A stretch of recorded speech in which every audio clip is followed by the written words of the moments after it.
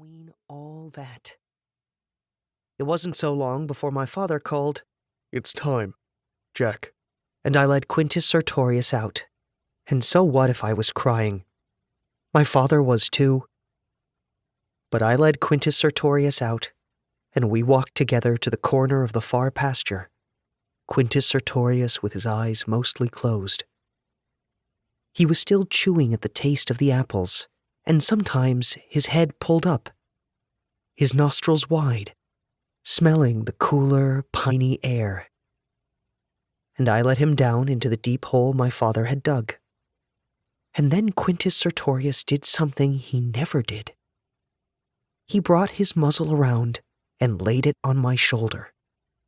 Lightly. He stood very still.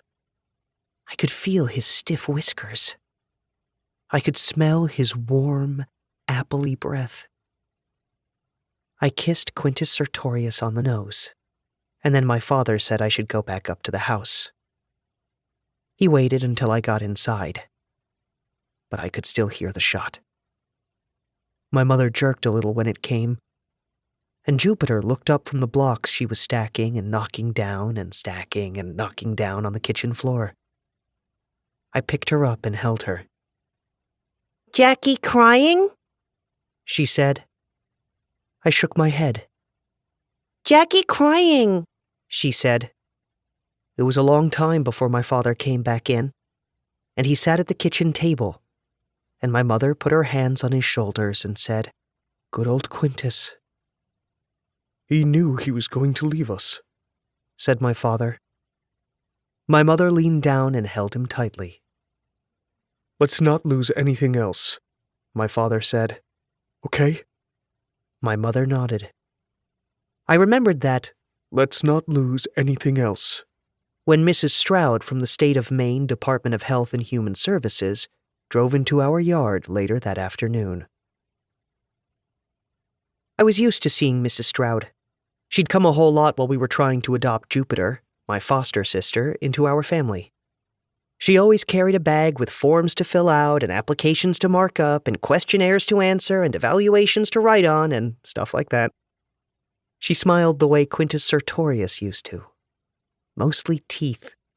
And she smiled a lot, because whenever she came, she told us she was so pleased we were adopting Jupiter.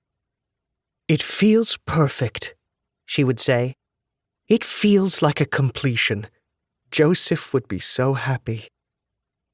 And Mrs. Stroud was right. Joseph, who was Jupiter's dad, would have been so happy. Then Mrs. Stroud would nod like she knew what I was thinking, and she'd show that horsey smile again. This afternoon, though, no horsey smile. I was coming out of the big barn when her car drove up. I'd just finished cleaning out Quintus Sertorius' stall, and maybe I wasn't looking too good. And not just because of the soiled hay I'd been shoveling. I probably wasn't smelling too good either, and that was because of the soiled hay I'd been shoveling. She got out. "Hello, Jack. Is 8th grade still being kind to you?" "I guess," I said. She looked at me. "Are you all right?" she said. "We put Quintus Sertorius down this morning," I said. "Oh, Jack, I'm so sorry." I nodded. "He'd lived a long life, hadn't he?" Nodded again.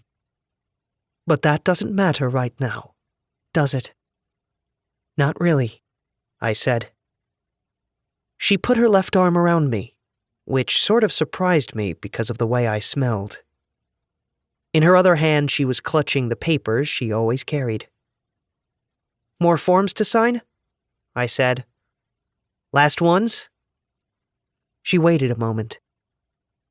"Can we go up to the house?" But my mother was already by the open back door, watching. We went into the kitchen, and Mrs. Stroud bent down to pick up Jupiter, who had a block in each hand and was banging them together. "Hello, precious," she said, and she rubbed noses with Jupiter, who always thought rubbing noses was spectacularly funny. Jupiter laughed her high laugh and rubbed noses.